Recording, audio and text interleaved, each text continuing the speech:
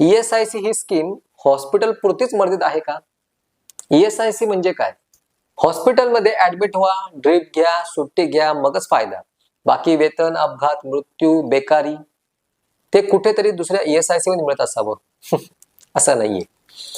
ही reel लगेच save करा आणि आमच्या चॅनलला सबस्क्राईब करा, कारण तुमचे हक्क कोण लपवते हे समजून घ्या. ESIC म्हणजे फक्त हॉस्पिटलमध्ये लागणाऱ्या खर्चांसाठी असतं किंवा बाकी उपयोगासाठी असं नाही. खरं तर हा समज साफ चुकीचा आहे. एम्प्लॉई स्टेट इन्शुरन्स कॉर्पोरेशन ही योजना केवळ हॉस्पिटलसाठी नाही, तर तिच्यात खालील लाभही समाविष्ट आहेत.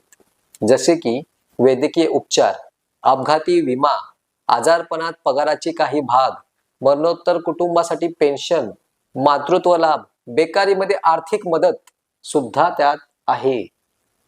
कामगारांनो, ESIC तुमचं सुरक्षाचं कवच आहे. ते वापरणं शिका. खोट्या समजांपासून बाहेर या आणि सामील व्हा आपल्या कामगार कायदा घराघरात मोहीम. ही रील शेअर करा, सेव्ह करा आणि आपले हक्क इतरांपर्यंत पोहोचवा.